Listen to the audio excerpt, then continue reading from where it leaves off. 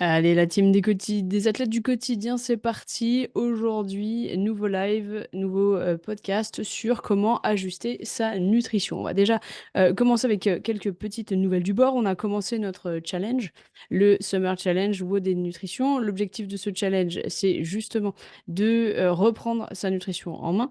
On est parti pour 21 jours, donc ça c'est le deuxième jour hein, officiel, puisque hier c'était le premier jour. Et encore merci à toutes celles et ceux qui participent au challenge. Ça fait plaisir. Hier, on a eu notre live, le meeting d'intégration, justement pour justement présenter tous les outils, tout ce qui va se passer. Et c'était super cool. Vous avez amené le feu. C'était vraiment trop bien.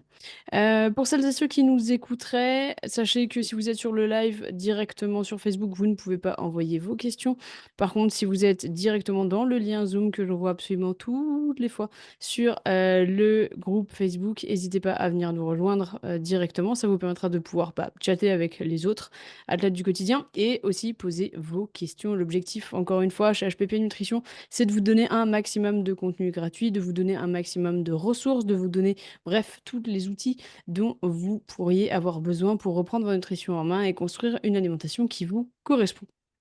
Qu'est-ce que je peux vous annoncer d'autre? Je crois qu'on est tout bon. Donc là, aujourd'hui, on va partir sur tom, tom, tom, tom, ajuster sa nutrition. Alors, comment fait-on pour ajuster sa nutrition? Eh bien, tout simplement. Alors, attendez, hop, j'ai Zoom qui bug. On va essayer de se mettre tous au même endroit. Hop là, cool, parfait. Donc, comment fait-on pour ajuster sa nutrition? Eh bien, tout simplement, déjà, il y a des étapes à faire et je vais définir aussi les termes qu'on va utiliser. Qu'est-ce que ça veut dire ajuster sa nutrition? À mon sens, ajuster sa nutrition, c'est déjà faire un premier état des lieux, se demander si la nutrition dans laquelle on est à l'heure actuelle fonctionne pour nous, d'accord? J'ai pas mal de gens qui m'envoient des messages privés sur Facebook en me disant que ça fait un an qu'ils sont en suivi, qu'en gros, il n'y a rien qui bouge et tout ça. J'ai toujours tendance, en mon fort intérieur, à m'interroger qu'est-ce qui bouge pas et est-ce qu'il y a eu une collection de données? Donc ça va être notre première étape, d'accord?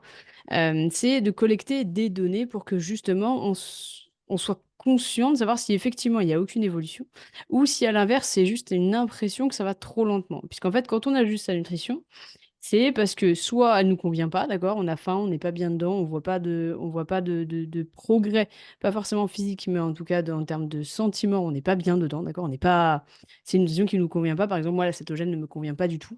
Je vois pas à qui elle pourrait convenir, mais celles et ceux qui c'est un autre débat. Donc par exemple, la diète cétogène me ne convient pas, donc clairement, j'allais ajuster ma nutrition.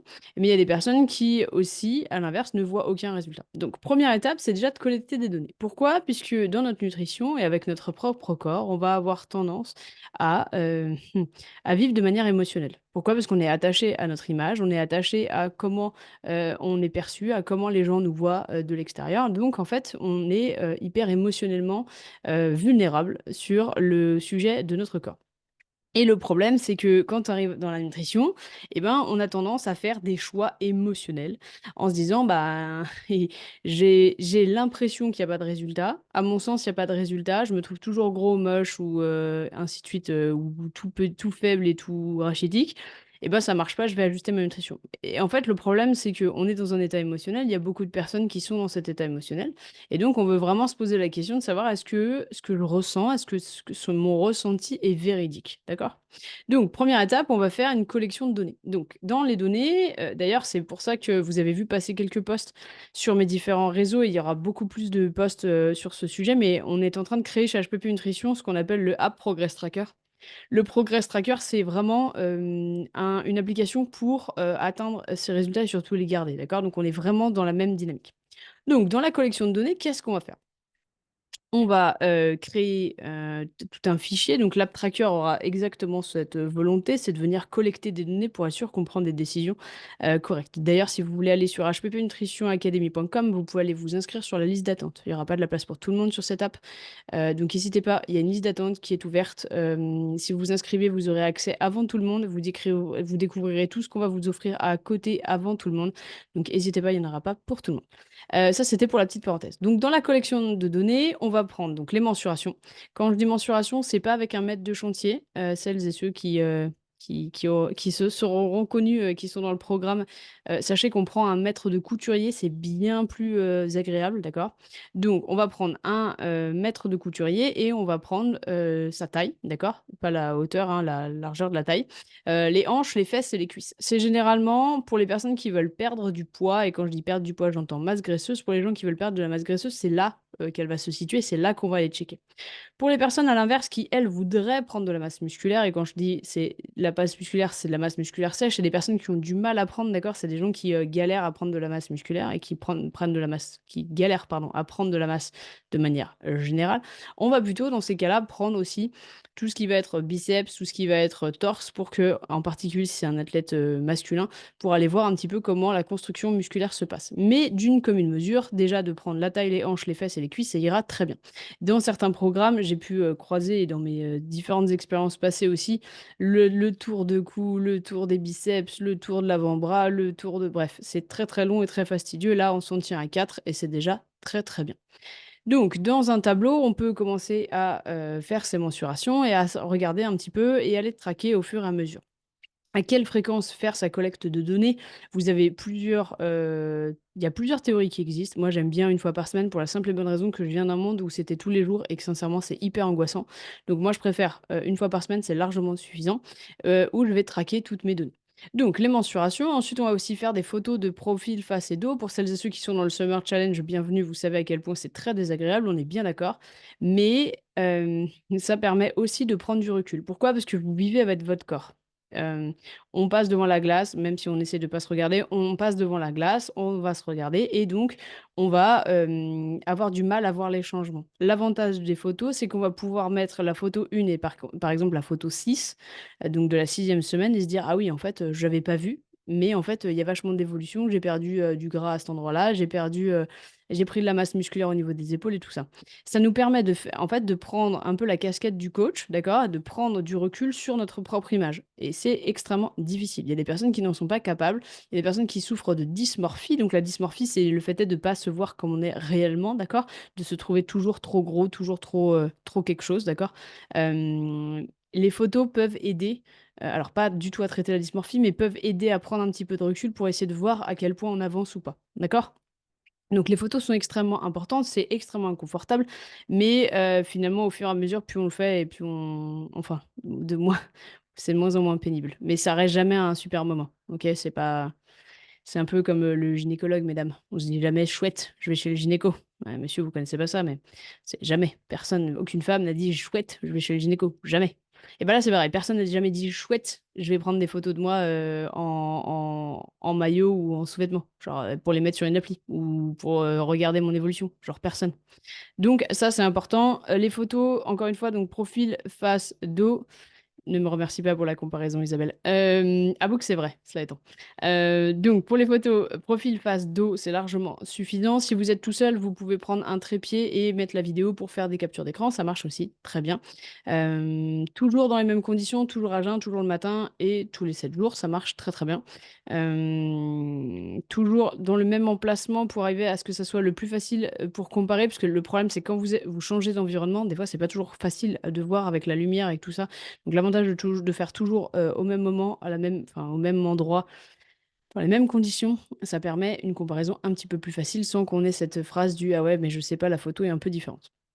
Ensuite, autre, donnée qu'on aimerait collecter, la sensation dans les vêtements.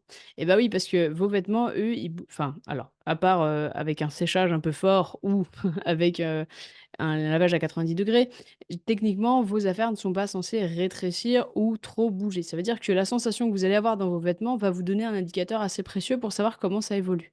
Dans le programme complet, on a beaucoup de personnes qui, viennent, nous dire que, effectivement, ils se sentent plus, larges, par exemple, dans leurs, vêtements, dans leurs jeans ou alors, ils remettent des jupes qu'ils ont oui ou elle, plutôt elle remet des jupes depuis, qu'elle avait pas mis depuis longtemps, d'accord? Et c'est pareil pour les shorts, pour les gars, bref. Ça nous permet de nous donner un comparatif en disant: «OK, bah, dans ce vêtement-là, j'arrivais pas à rentrer». J'ai une personne dans le groupe qui qui en fait a ressorti toute sa vieille garde-robe et qui en fait à chaque fois me fait des photos du à quel point ça passe pas dans le pantalon. Et notre target, c'est que ça rentre dans le pantalon.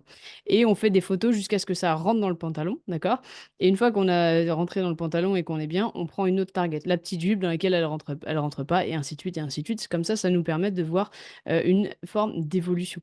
Il y a pas mal d'entre nous où on est attaché à un vêtement en particulier. Et on se dit, ben, j'aimerais bien retrouver ce physique-là pour pouvoir rentrer dans ce vêtement-là. Donc ça, c'est assez important et c'est des choses qu'on utilise assez rarement. Mais en fait, c'est quand même des bons indicateurs. Autre, indicateur, le poids. Alors c'est pas du tout un indicateur extrêmement fiable, mais ça permet de pouvoir donner une certaine tendance. Encore une fois, le poids est encore à prendre à des pincettes parce que ça nous donne pas de savoir si, c'est, de la masse musculaire, si c'est de la masse graisseuse, si c'est de l'eau, si c'est on ne sait pas du tout, d'accord? Donc attention sur le poids et en particulier sur les variations. Si, le fait est de monter sur la balance vous stresse, sincèrement, vous n'en avez pas forcément besoin. Déjà, vous avez les mensurations, les photos et les vêtements, c'est déjà largement suffisant. Vous pouvez virer la balance, en particulier si ça conditionne votre humeur sur l'intégralité de la journée ou même de la semaine, d'accord? Pas besoin de se mettre la rate au courbouillon sous prétexte que vous avez pris 200 grammes ou 500 grammes ou même 1 kilo. En fait, par exemple, quelqu'un qui va avoir des courbatures pèse beaucoup plus lourd. Pourquoi? Parce qu'il y a tout l'acide lactique et tout, on est plus volumineux, donc on va peser plus lourd. Mais c'est pas toujours facile, même si on le sait, pour l'avoir déjà expérimenté moi-même, même si on a la théorie, c'est pas toujours facile d'arriver à l'appliquer. On se dit: «Oui, oui, je sais que c'est de la masse musculaire», mais quand on monte dessus, on se dit: «Ah putain, fais chier, j'ai encore pris 500 grammes». Et ben, ouais, mais effectivement, tu as pris 500 grammes, mais tu probablement pris 500 grammes de muscle, donc ce qui serait une belle prise de masse musculaire sur la semaine, ça a du sens. Mais en fait, on a du mal à relativiser et c'est hyper difficile et on est hyper attaché à la balance, depuis, je pense assez jeune et donc attention là-dessus. Pour celles et ceux qui n'ont aucune, appréhension et que ça conditionnera pas leur journée, vous pouvez effectivement traquer le poids en plus. Ensuite, autre, mesure un peu enfin, qui à mon sens est hyper essentielle, c'est les biofeedbacks. On en parle régulièrement sur le podcast et sur live. Les biofeedbacks, qu'est-ce que c'est? Beh, c'est en fait les signaux qu'on va écouter de notre corps qui peuvent être, assez nombreux. Moi, j'en ai sélectionné quelques-uns là pour vous en parler, mais on peut en mettre plein. On va parler du sommeil, on va parler du stress, on va parler de l'humeur, de la libido, de l'énergie et des 3 F. D'accord? L'avantage de ces biofeedbacks, c'est qu'en fait, ça va nous permettre de savoir si, quand le reste des données sont plutôt statu quo, est-ce qu'on a quand même une amélioration sur d'autres sujets? Je m'explique. On en a déjà parlé. Il y a certaines fois, le bilan est stable. En tout cas, il est inchangé et c'est normal. Et dans ces cas-là, on va prendre des indicateurs différents qui vont nous donner des indications précieuses de savoir si on est sur le bon chemin. Par exemple, sur un bilan qui serait assez stable, d'accord, où il y aurait pas eu de perte de poids ou pas de perte de masse, graisseuse. Mais par contre, on a un sommeil amélioré, on a moins de stress, on est de bonne humeur et on a des pairs en crossfit. Clairement, on est sur un bilan positif, d'accord? Puisque en fait, sans ces indicateurs, bah, on se dirait juste: «Ouais, OK, bah, encore une fois, tous les efforts, ça a pas payé et tout». Ouais, mais en fait, pour quelqu'un qui dormait déjà pas très bien, qui est relativement stressé, qui est franchement pas de super bonne humeur et qui en plus ne performe pas souvent à la salle et ben, ce genre d'indicateur, c'est extrêmement important. En fait, ça vous permet d'ouvrir le champ d'horizon et d'arrêter de vous focaliser que sur des chiffres et des données chiffrées. Elles sont importantes, et de quand je dis données chiffrées, je dis plutôt les mensurations plutôt que le poids, mais elles sont importantes pour que vous puissiez prendre une décision, mais d'autres facteurs doivent rentrer en compte. D'accord? C'est hyper important. Donc ça, c'est pour la première phase, on veut collecter des données. Est-ce que, effectivement, on est sur, une évolution? Est-ce qu'à l'inverse, est-ce qu'on est sur une stagnation? Où est-ce que je me situe et tout ça? Quand j'ai des personnes qui, viennent me poser des questions en message privé, déjà, c'est toujours assez délicat. J'adore, hein, je vous pouvez continuer sans aucun souci, mais c'est toujours délicat de vous donner une réponse extrêmement précise pour la simple et bonne raison que je manque de données, pour le coup. Hésitez pas avec une feuille, un papier, un crayon, avec, un tableur Excel, avec, ce que vous voulez, à, collecter vos données. En attendant que le Progress Tracker, sorte, hésitez pas à déjà collecter vos données, pour qu'on sache effectivement s'il y a une stagnation ou pas. Même vous, de votre côté, vous pourriez être surpris de savoir ou surprise de savoir qu'en fait, il y a pas du tout de stagnation et que c'est dans votre tête. D'accord? Donc attention là-dessus.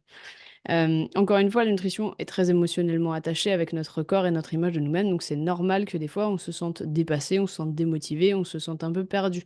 C'est normal et en plus, il va y avoir des phases hautes et des phases basses et il va y avoir des moments compliqués, il va y avoir, des sorties, des, imprévus, du stress, du manque de sommeil et tout qui vont faire varier tout ça. Ce que nous, on cherche à faire, c'est justement collecter des données sur une période assez longue pour que justement on ait une tendance qui puisse se dessiner. Une fois qu'on est passé sur la collecte de données, qu'est-ce qu'on fait? Alors déjà, soyons honnêtes, la nutrition, c'est un ch enfin, la nutrition en général et le changement corporel, ça prend beaucoup de temps. Donc il est important de ne pas ajuster sa nutrition tous les 4 se toutes les tous les 4 jours, d'accord? Hem, Pourquoi? Parce que c'est aussi le précurseur du phénomène yo-yo, c'est: «J'ai l'impression que ça fonctionne pas» et j'insiste bien sur «j'ai l'impression que ça fonctionne pas, je vais changer. Ah ça marche un peu, ah ça fonctionne plus, j'ai l'impression que ça fonctionne plus, je vais rechanger» et ainsi de suite, d'accord? Les changements corporels sont relativement longs, ça va dépendre d'une personne à une autre. On compte entre 2 et 4 semaines avant de voir des changements, pour la simple et bonne raison que ça va dépendre aussi de votre passé. Vous pouvez pas, par exemple, si vous êtes dans une situation où ça fait 2 ans que vous êtes en restriction alimentaire sérieuse, que vous sous-nourrissez votre corps, vous pouvez pas vous attendre à ce que votre corps vous fasse confiance en 2 semaines ou du jour au lendemain, d'accord? Il y a une phase d'adaptation, d'accord, dans laquelle notre corps va passer avant de pouvoir débloquer, ce qu'il a à débloquer.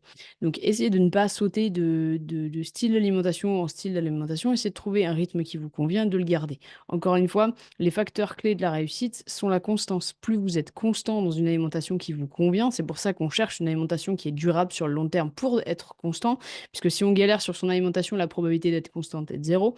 Donc en gros, on veut absolument trouver une alimentation qui nous convient sur le long terme pour que ça soit le plus facile d'être constant ou constante. OK?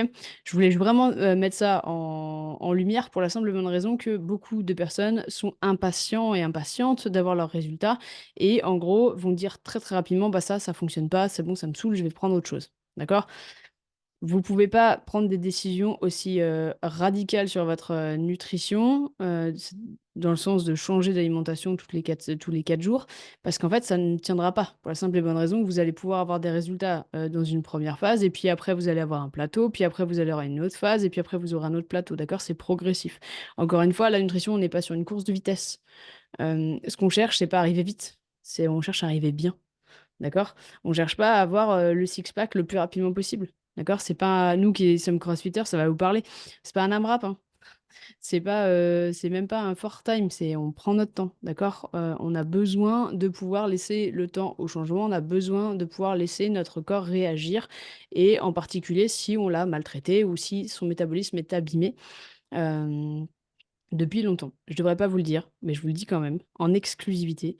Nous sommes en train de créer ce qu'on va appeler le questionnaire métabolique, qui sera justement avec l'application, le Progress Tracker pour voir un petit peu où est-ce que vous vous situez, si votre métabolisme est abîmé, s'il est en bon état ou si, il est en super état. Donc, on est en train de bosser là-dessus super fort. Donc, pour celles et ceux qui, s'interrogeraient à se mettre sur la liste d'attente, n'hésitez pas parce que ça sera le seul moyen d'avoir ce, questionnaire métabolique. Parenthèse fermée. Donc les étapes, l'étape 2, les leviers à actionner. Donc on a, vous avez peut-être vu dans un post fait Instagram, vous avez peut-être vu passer les 3 F. Alors les 3 F, qu'est-ce que c'est? Les 3 F, ce sont, on va dire les indicateurs principaux, sur lesquels nous, en tant que coach nutrition, on veut être, hyper alerte. Donc 3 F, c'est fatigue, faim, fringale. Chacune de ces situations, reflète un manquement dans la nutrition. C'est pour ça que c'est extrêmement important. Dans le cas de la fatigue, ça reflète le fait est qu'il y ait, pas assez de glucides. Dans la famille des glucides, je rappelle féculents, légumes, fruits, et légumineuses, d'accord? Dans la faim, on va plutôt être sur quelqu'un qui mange pas assez de protéines, d'accord? Et dans la fringale, on va être sur quelqu'un qui mange pas assez de manière générale. Mais quand on a ces signaux, on peut arriver à se dire: «OK, sur quel levier va falloir que je travaille?»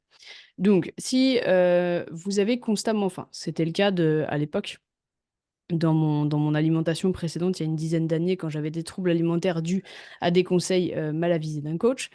J'avais constamment faim et j'avais constamment des fringales. Donc il y avait 2 choses, qui, fonctionnaient clairement pas. J'avais clairement pas assez de protéines et je mangeais tellement peu que clairement mon métabolisme était tout abîmé. Donc j'ai pu après, par la suite, une fois que j'ai fait mes recherches, mes expérimentations et mes certifications, j'ai pu arriver à faire ces leviers-là. Vous, là, maintenant, j'ai élagué le trajet. Vous pouvez directement identifier: «OK, je suis fatiguée de manière constante, j'ai du mal à me sortir du lit, j'arrive pas à aller m'entraîner tellement que je suis épuisée. Boum, il y a pas assez de glucides. Donc, qu'est-ce que je peux faire? Je peux construire dans mon assiette, je peux rajouter des féculents, je peux rajouter des légumes, je peux rajouter des fruits. OK? Encore une fois, de manière progressive, on passe pas du tout rien, d'accord? Mais on sait quoi venir, on sait quel levier venir toucher, on sait quoi venir modifier dans la nutrition. Pareil, faim. J'ai faim, je sors du repas, j'ai faim. Typique. Typique, pas assez de protéines. Et comme ça, vous savez, en fait, ça vous permet de savoir qu'est-ce que vous pouvez actionner pour rediriger, pour ajuster votre nutrition en fonction de vos ressentis. Pour les personnes qui n'auraient plus ce genre de ressenti, c'est une possibilité due à des pratiques très restrictives. Ça revient, d'accord? Il faut être patient, ça revient. Il faut être dans une alimentation bienveillante et équilibrée, ne pas repartir dans des alimentations drastiques. Elles reviennent, ces sensations. Moi, je sais que j'avais pas la satiété pendant très longtemps. La satiété, c'est le fait d'être de se sentir rempli une fois qu'on a terminé le repas. Donc en fait, j'aurais pu manger jusqu'à en être vraiment malade. Euh, alors, Isabelle nous pose une question intéressante. Mais du coup, si on a faim, alors qu'on respecte le ratio de 2 grammes par kilo, est-ce que l'on doit augmenter ce macro? Est-ce que déjà, ma question pour toi, ça serait est-ce que tu es sûr de respecter ces 2 grammes par kilo? Pour la simple et bonne raison que des fois, on a tendance à le surestimer alors qu'en fait, on n'en mange pas suffisamment. Est-ce que c'est quelque chose que tu traques? Moi, ça serait ma première réaction. Je me dirais, ben, traque déjà ce macro pour être sûr à 100% que tu aies suffisamment de protéines dans ton alimentation. Et si tu as encore faim, c'est que hypothétiquement le reste, et dans ces cas-là, on parlera de fringales, le reste n'est pas suffisant et qu'en gros, t'es en sous-calories malgré le fait est que tu sois à 2 grammes par kilo de poids de corps. Tu es à 110 grammes par jour pour 55 kilos. Et ben, si tu traques et que tu es à 110 grammes par jour, il y a d'autres leviers qu'on va pouvoir actionner qui va être la quantité totale du reste. Après, ça va, encore une fois, c'est difficile de répondre comme ça parce que ça va vraiment dépendre de ton passé. Ça va vraiment dépendre, est-ce que tu viens de troubles alimentaires? Je te pose pas la question là parce que c'est assez perso, mais ça va dépendre de tes pratiques précédentes, ça va dépendre de ton sport, ça va dépendre de tellement d'autres choses qu'il y a d'autres choses à prendre en compte. Ça, c'est d'une manière générale déjà pour se dire, ok, si j'ai faim, est-ce que déjà j'ai assez de protéines? Toi, tu as déjà coché, tu te dis oui, j'ai assez de protéines. Ok, bah c'est pas ça alors. Il faut que j'aille voir sur un autre sujet. Est-ce que tu as souvent des fringales? Oui, j'ai souvent des fringales. Ok, donc c'est la quantité journalière qui est insuffisante. Les protéines, on est ok, on est à top. Est-ce qu'on a assez de lipides? Est-ce qu'on a assez de glucides? Tu vois, et dans cette dynamique-là. C'est un peu comme. C'est vraiment. La nutrition, c'est vraiment comme une expérience scientifique. En fait, on vient cocher des hypothèses. Des fois, alors je me prendrais pas pour Dr House. Oui, j'ai repris Dr House récemment. J'aime beaucoup le personnage. Donc, je ferai pas du Dr House, mais grosso modo, on est en train de cocher des hypothèses. Ok, est-ce que j'ai assez de protéines? Oui, j'ai assez de protéines, c'est pas les protéines. Et ainsi de suite, et ainsi de suite, pour trouver quel est le point de levier qui a le retour le plus important pour que toi, tu te sentes bien dans ta nutrition. Euh, Est-ce que c'était tout bon pour les leviers à actionner? Donc là, jusqu'à là, c'est clair. Est-ce que vous êtes tous d'accord avec moi? Est-ce que vous avez des questions là sur le sujet avant que j'enchaîne le reste? Puis j'ai oublié ma gourde dans le salon, donc je peux même pas meubler en buvant. Ok, top, c'est super clair. Troisième étape, la vérification. Donc, c'est exactement ce que je vous disais il y a 5 secondes. C'est que l'objectif, c'est de chausser un peu nos lunettes de savant fou et de se dire, OK, comment je vérifie que je suis sur le bon chemin? En fait, en cas de stagnation ou d'absence de changement, et quand je dis absence de changement, c'est rien, quoi. C'est pas de biofeedback, pas de vêtements, pas de poids, rien. Genre, il n'y a rien qui a changé, ou en tout cas pas dans la bonne dynamique, d'accord? Pas dans celle qu'on cherche. Qu'est-ce que je fais à ce moment-là? Et bien en fait là, il va falloir être un petit peu plus précis sur ce qu'on va faire. Vous le savez, chez HPP Nutrition, on fait pas peser les aliments, ou en tout cas, c'est pas du tout notre base. On est plutôt sur de la méthode visuelle qui fonctionne très bien. On peut aussi avoir de la méthode manuelle, mais il y a un moment donné où on a besoin de plus de précision quand on stagne depuis longtemps et qu'on ne sait pas du tout dans quelle direction on se situe, en sachant qu'on a déjà fait les étapes au-dessus, bien entendu. Donc, on va partir sur la technique de la pesée. La technique de la pesée consiste à peser absolument tous ces aliments pour savoir à combien on se situe, d'accord? J'ai une athlète qui m'a contacté récemment et qui, en fait, elle s'entraîne 2 heures par jour. Donc, c'est une athlète qui a fait les SMI et qui s'est aperçue qu'elle mangeait que 1400 calories par jour. 1400 calories pour quelqu'un qui s'entraîne 2 heures par jour, ce n'est pas suffisant. Mais sans ça, en fait, elle n'aurait pas pris conscience que le problème pouvait venir de là. Alors forcément, elle est fatiguée, forcément, elle a des douleurs, forcément, elle performe pas autant qu'elle pourrait. Il y a forcément, donc ça impacte sa vie de tous les jours. Mais il y a aucun moment où elle s'est dit que la nutrition pouvait peut-être être insuffisante. D'accord? Et c'est là où, en fait, on se dit, ben, ah oui, en fait, si on prend un peu de recul, effectivement, à 1400 cales, en sachant que je bosse et qu'en plus de ça, je m'entraîne 2 heures par jour, effectivement, c'est pas suffisant. Mais des fois, ça permet de venir vérifier et de se dire, ok, ben en fait, où est-ce que j'en suis, quoi.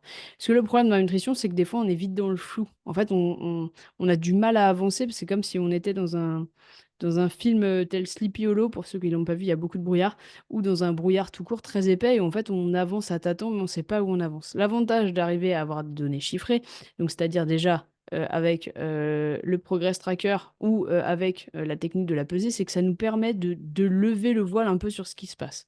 C'est pas du tout une obligation, il y a beaucoup de gens qui ont des résultats sans avoir besoin de peser, mais c'est une technique de vérification qu'on peut utiliser. Encore une fois, je vous déconseille d'utiliser la pesée sur de très longues périodes. L'objectif, c'est de faire ça sur quelques mois au début pour savoir comment on va se repérer, et après d'arrêter et de refaire ça une ou deux fois par semaine, pardon, 1 ou 2 semaines par an pour arriver à reprendre le compas dans l'œil. Là, dans notre étape 3 de la vérification, vous avez besoin de peser que 2 semaines. Vous pesez absolument tout ce qui rentre dans votre bouche doit passer sur une balance en premier et vous le rentrez dans une application. Une application telle que Yazio, il y a Chronometer qui marche pas mal, il y a MyFitnessPal qui est très bien. Ça vous permettra de vous apercevoir à combien de calories vous vous situez et si vous respectez vos macronutriments. Les macronutriments, encore une fois, c'est glucides, lipides et protéines. Ça vous permettra de savoir si vous surconsommez, d'accord? Ou si vous sous-consommez. Donc, vous pesez pendant 2 semaines. Vous allez avoir, peut-être pas tous les jours, il y a des jours où vous allez sortir, vous pouvez pas peser, c'est pas grave, mais vous allez essayer de prendre une moyenne de 7 jours. Donc, c'est pour ça qu'on vous fait peser 14 jours pour avoir au moins une moyenne sur 7 jours. Vous allez prendre 7 jours de pesée, ou 8 ou 10, ça dépend combien vous avez réussi à en faire sur ces 14 jours et vous allez créer une moyenne. Par exemple, je sais pas moi, jour 1, 1400 calories, jour 2, 2200, jour 3, 1800 et ainsi de suite, et vous allez créer une moyenne. Cette moyenne va vous représenter en fait la moyenne calories jour que vous avez. On aime bien prendre le week-end avec parce qu'on est nombreux à savoir que le week-end, on va avoir tendance à surconsommer. Donc on aime bien prendre un week-end où on a essayé de peser et être le plus précis possible pour arriver à avoir une moyenne de calories par jour, une moyenne calories semaine qui est la plus représentative possible. Donc une fois qu'on a fait ça, donc on a pris quelques jours, on voit qu'on fait une moyenne sur, allez, entre 7 et 10 jours de pesée. On voit qu'on a une moyenne calories par jour et là on s'interroge. OK, selon l'estimation, encore une fois, il y a un calculateur qui existe, hésitez pas sur hppnutritionacademy.com, vous allez le trouver, sur Linktree, vous allez le trouver, bref, il y en a partout, vous allez pouvoir le trouver. Ça va vous donner une estimation. Est-ce que ce que vous avez fait pendant ces 2 semaines, c'est une estimation, en fait, votre total calorique, votre moyenne calorique par jour est plus haute que votre estimation et dans ces cas-là, il va falloir réadapter à la baisse les quantités, d'accord? Sans être drastique, mais réadapter à la baisse les quantités. Ou à l'inverse, est-ce que votre moyenne calorie trop par jour est trop basse selon l'estimation? Et dans ces cas-là, il va falloir une réadaptation à la hausse des quantités pour que justement votre métabolisme puisse être en pleine forme. Est-ce que ce que je viens de dire sur la vérification, ça a du sens? Est-ce que, vous, la pesée, c'est quelque chose que vous avez déjà essayé? Est-ce que c'est quelque chose dans lequel vous êtes confortable ou à l'inverse, c'est quelque chose que vous voulez essayer d'éviter? Je vous laisse répondre dans le chat.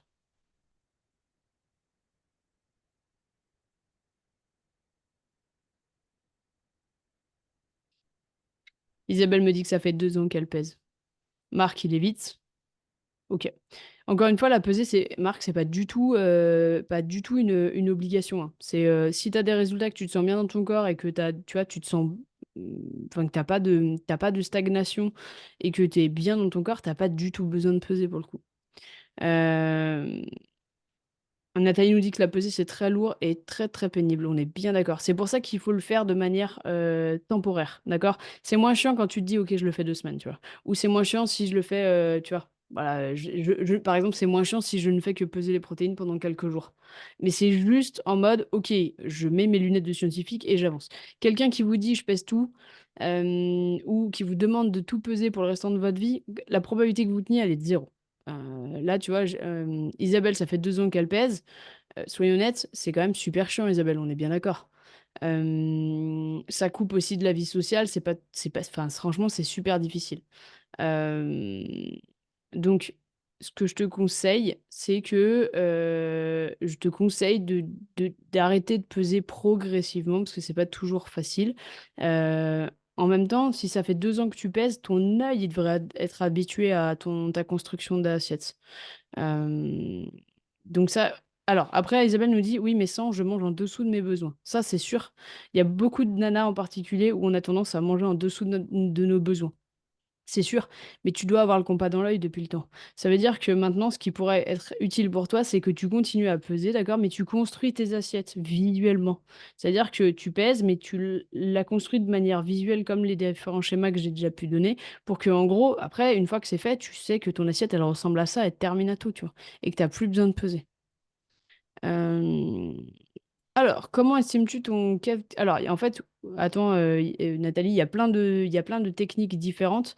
Et il y en a une nouvelle. Alors, c'est pas une nouvelle, mais c'est une que j'aime de plus en plus. Je vais vous envoyer dans le chat, puisque vous êtes là et que vous vous posez la question, je vais vous envoyer dans le chat le calculateur qu'on a mis en place chez HPP Nutrition. Pom, pom, pom. Est-ce que je l'ai sous la main? Si je l'ai sous la main, je te l'envoie tout de suite. Comme ça, tu pourras aller voir. Yes. Je te le mets. Je vous le mets dans le chat et celles et ceux qui écoutent sur le podcast, je vous le mettrai dans la description. Bam. Comme ça, tu peux aller regarder. Comme ça, tu peux aller regarder. C'est un calculateur qui prend, outre ton métabolisme de base et tes coefficients d'activité, qui va aussi prendre ton âge, ta taille, tes objectifs et tout. Je le trouve un petit peu plus précis que ce que j'ai pu voir avant. J'avoue que je l'aime bien. C'est pour ça qu'on en a créé un nouveau, le nouveau calculateur. Donc, n'hésitez pas aller y faire un tour. Pour celles et ceux qui écoutent sur d'autres plateformes que le direct, je vous mettrai aussi le lien dans tous les replays. Comme ça, vous pouvez aller voir. Mais c'est quelque chose qui est chouette. Pour Isabelle, n'hésite pas, effectivement, d'essayer d'habituer ton œil maintenant à ce système, pour la simple et bonne raison que sur le très long terme, tu vas pas peser toute ta vie pour le coup. Et après, tu peux refaire des checks de temps en temps. Moi, je le fais par exemple 2 fois par an. Après, tu peux le faire plus fréquemment. Si ça t'inquiète pour l'instant, moi, c'est ça, je le fais tous les 6 mois. Toi, si ça t'inquiète, fais-le tous les 2 mois. Tu fais un check, tu pèses pendant une semaine, hop, c'est bon, ton œil est toujours habitué. Parce que soyons honnêtes, on va quand même pas se le mentir, on mange toujours la même chose. On a 10 plats signature grand max dans notre alimentation. Donc si avec ces 10 plats signature, tu sais à quoi ça ressemble en termes de volume pour être dans tes apports, ça fonctionne. Euh, Hop. Est-ce que vous aviez des questions? Donc on est bien d'accord que première étape, on va venir collecter des données, en particulier sur nos mensurations, nos photos, nos biofeedbacks, le poids, les vêtements, pour que justement on ait une image complète et globale de si oui ou non on avance. Et est-ce qu'on avance dans le bon chemin? Est-ce qu'on stagne? D'accord? Ça doit répondre à cette question. Deuxième étape, les leviers à actionner. On va actionner des leviers en fonction de nos ressentis enfin, nos ressentis et nos chiffres pour voir si effectivement il y a un souci. Quelqu'un qui serait tout le temps fatigué, donc ça c'est un des biofeedbacks. Clairement, il n'y a pas assez de glucides, il n'y a peut-être pas assez donc en termes de quantité journalière. Et ensuite, si vraiment il n'y a aucun progrès ou que ça ne va pas dans le bon sens et qu'il y a une stagnation, on part sur la technique de la pesée pendant 2 semaines, on collecte un maximum de données, on pèse absolument tout, on fait une moyenne de calories par jour, c'est une moyenne lissée. Si on est trop haut par rapport à l'estimation, on réadapte. Si on est trop bas par rapport à l'estimation, on réadapte aussi. Encore une fois, attention, tous les calculateurs sont des estimations, d'accord? Je trouve que celui-là est le plus proche de la réalité, mais encore une fois, ce sont des estimations. Ça veut dire qu'il va falloir adapter aussi en fonction les progrès. C'est pour ça que, à mon sens, le Progress Tracker a tout son sens. Pourquoi? Parce que ça va vous donner une estimation de calories par jour ainsi qu'une répartition de macros. Donc, partons du principe, on va prendre moi comme sujet. Donc, si je fais mon calcul, je suis à 2100 calories par mois. D'accord? 2100 calories par mois, est-ce que ça me convient, oui ou non? Bah non, moi en fait je suis un tout petit peu plus basse. Mais je le sais parce qu'en fait j'ai essayé d'être à 2100 et j'ai vu comment mon corps changeait. 2100, je suis en léger surplus. Après, je suis pas très grande pour le coup. Et je suis pas très lourde. Mais en gros, 2100, je suis en léger surplus. Donc en fait, mais il a fallu que pour ça, je fasse 2100 pendant 2 semaines et que je vois comment mon corps s'adaptait. D'accord? Pour arriver à prendre une décision. Donc attention là-dessus. Prenez le temps de faire les choses. Encore une fois, on n'est pas sur un marathon. On est en train de se poser la question de savoir, OK, quel est mon rythme? Qu'est-ce que mon corps veut dire? Est-ce que les signaux que j'ai visuels sont en accord avec toutes les données que j'ai pu collecter? Encore une fois, en fait, c'est souvent je trouve le problème et c'est rigolo parce que les athlètes qui vont avoir tendance à continuer à traquer leur progrès après les programmes, après tout ça, ce sont ceux qui vont garder leurs résultats le plus longtemps. Ceux qui, à l'inverse, ne vont pas traquer, ce sont ceux qui vont se relâcher le plus rapidement. Et en fait, qui vont donc retomber dans leurs mauvaises habitudes ou qui vont, en gros, repartir dans un truc restrictif parce qu'ils sont inquiets, parce qu'ils se voient reprendre, ou qu'ils ont l'impression de reprendre. Donc attention là-dessus, c'est extrêmement important de traquer ses progrès. C'est une fois par semaine. Il y a pas besoin de se prendre la tête à collectionner 70 milliards de données. Juste déjà les mensurations et les photos, ça serait déjà chouette. Les biofeedbacks, je trouve que c'est intéressant pour savoir ce qui peut foirer et ce qui peut être amélioré. Mais voilà, c'est pour ça que l'app qu'on est en train de créer, là, qu'on est en train de développer, le Progress Tracker, c'est vraiment le secret pour atteindre et garder ces résultats. C'est comme si on disait, c'est comme si on essayait de monter en voiture, on allume le GPS, mais on met jamais l'adresse. Donc sincèrement, c'est compliqué, je pense. Marc, je passe dans l'informatique. Après une journée de taf, j'ai l'impression d'être épuisé, mais mes séances de sport que je fais après passent très très bien. Est-ce que ça peut être un manque de quelque chose? Alors, je pense que je suis. Alors, ça va dépendre. J'aime bien c'est le nombre de podcasts où j'ai entendu des gens poser des questions et l'autre répondre ça dépend. Voilà, je fais partie de cette communauté de gens qui te répondent ça dépend. Ça va dépendre si c'est une fatigue chronique, d'accord, ou si c'est après ta journée de taf et que en fait tu as eu un énorme focus et que en gros l'énergie que tu as et qui est compliquée et que tu te sens fatigué, c'est mentalement quoi. Il y a plus personne au premier étage. Ça peut venir de là plus que un manque de quelque chose. Ça dépend aussi de tes séances. Est-ce que tu arrives à charger plus lourd? Est-ce que tu as une progression? Est-ce que tu sens qu'il y a une dynamique? Est-ce que tu sens que tu es bien dans ton fitness? Ou si à l'inverse, t'es pas bien dans ton fitness, tu es fatigué, tu as du mal à sortir du lit. Et là, hypothétiquement, on serait sur un manque de quelque chose. Encore une fois, il faudrait qu'on creuse pour savoir si c'est un manque de sommeil, ça peut aussi être quelque chose. Il faudrait qu'on creuse, savoir si c'est un problème nutritif, et ça pourrait être un problème de timing aussi. Il y a beaucoup de personnes qui ont souvent des gros coups de barre, soit après un repas, soit parce qu'en fait, ils mangent pas assez fréquemment. Ça peut être quelque chose de fréquence. Donc Marc, je sais pas. Ça dépend de toi, ça va dépendre de beaucoup de choses, de beaucoup de facteurs. Après, quand tu sors du boulot et que tu es cané, ça a du sens pour moi puisque tu vas en fait prendre énormément d'énergie mentale. Le cerveau consomme, j'arrive plus à me souvenir à quel point, mais c'était hallucinant, genre 60% de nos calories. Genre, c'était dingue. C'était genre un truc, je me suis dit hallucinant. Notre activité mentale prend énormément de place et de calories et brûle énormément de calories. Donc, que tu te sentes fatigué après une journée de taf où tu as été hyper concentré, c'est largement possible.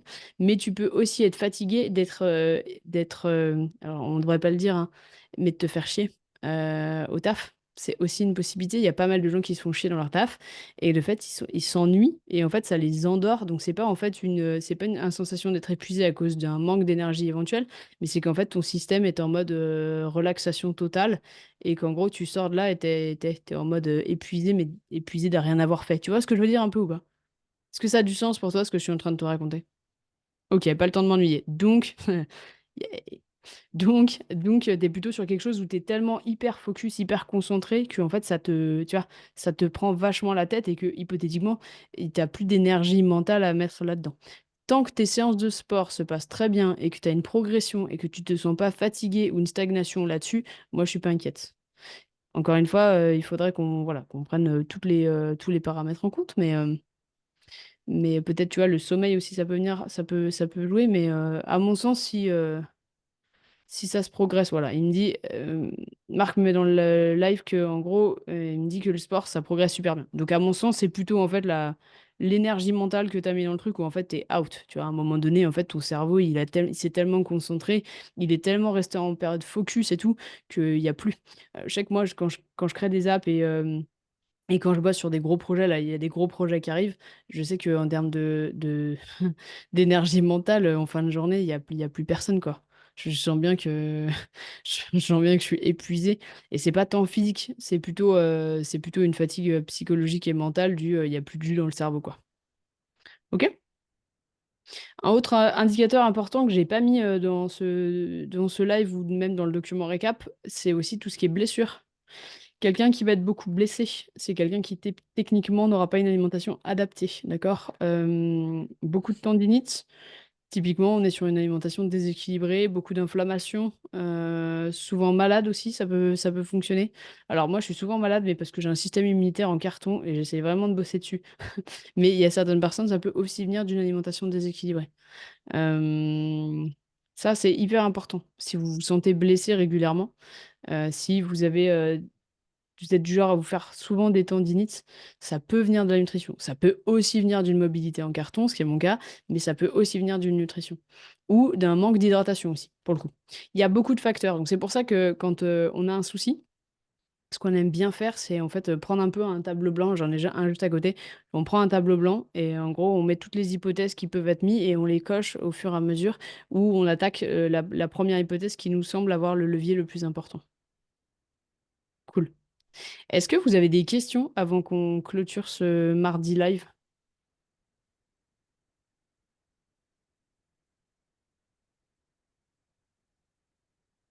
C'était tout clair? Super. N'hésitez pas non plus à me mettre des commentaires si vous avez des sujets de podcast dans lesquels vous voulez absolument qu'on... Ouais, des choses où vous dites, ah, là, on n'a pas jamais parlé, ou alors j'ai pas trouvé l'épisode et tout. N'hésitez pas. N'hésitez pas parce qu'en fait, plus vous... Alors, je me nourris pas de vos problématiques, mais plus vous avez des problématiques, plus je peux créer du contenu là-dessus et plus je peux répondre à vos problèmes et plus je peux vous conduire vers l'autonomie. D'accord? C'est exactement ça. Parce que moi, je suis déjà passée par là. Donc il y a des sujets que je vais couvrir parce que ça m'a été familier, mais il y a des sujets qui m'ont pas été forcément familiers, qui vous touchent personnellement et avec lesquels on pourrait vraiment faire un épisode intéressant qui pourrait parler à beaucoup de gens. Donc n'hésitez pas à mettre des commentaires, n'hésitez pas à m'envoyer un message ou quoi que ce soit pour qu'on puisse faire des sujets de podcast là-dessus. Encore une fois, notre objectif c'est HPP Nutrition, c'est de vous conduire vers l'autonomie nutritionnelle pour que vous ayez des résultats durables et tout ça sans pratique drastique ou restrictive. Donc, n'hésitez pas, c'est hyper important. Nous, chez HPP, on a besoin de vous pour arriver à répondre à vos questions. On a besoin qu'il y ait de l'interaction. Et là, franchement, sur ce live, c'est super. Et je vous remercie à toutes celles et ceux qui sont dans le live parce que aujourd'hui, ça a été hyper collaboratif et c'était vraiment très, très chouette. Plus ça va être comme ça et plus, en fait, on va avoir des sujets et des épisodes qui vont être hyper intéressants. Encore une fois, c'est pas juste moi qui parle, en fait, c'est que je prends les problématiques que je connais personnellement, les problématiques des athlètes qu'on accompagne dans le programme complet, mais aussi des problématiques que vous vivez au quotidien pour en faire des épisodes de podcast, pour en faire des visuels, pour en faire des outils. Vous voyez, le Progress Tracker, typiquement, c'est un outil que j'aurais rêvé avoir et qui peut vraiment servir. Bref, voilà. L'objectif, c'est que moi, je suis là pour vous et on a créé HPP Nutrition pour justement vous aider, pour vous donner des outils, des ressources et tout. Donc n'hésitez pas, aidez-nous à vous aider. Ça va être le prochain hashtag, aidez-nous à vous aider pour qu'il y ait un max de contenu qui vous parle et qui réponde à vos problématiques. Super Isabelle qui vient de s'inscrire sur la liste d'attente. Tu auras donc probablement tous les bonus en exclusivité. Pour celles et ceux qui nous écoutent en replay ou sur le podcast, je vous mettrai tous les liens, bien entendu, dans la description de l'épisode sans aucun souci. Et bien écoutez, merci encore une fois pour celles et ceux qui sont venus. C'était vraiment chouette d'avoir cette interaction aujourd'hui. Ça a fait un live bien, bien enrichissant et c'est moi ce que j'aime, c'est pouvoir échanger avec vous. Je vous souhaite un bon mardi et puis je vous souhaite une belle semaine. Ciao, ciao!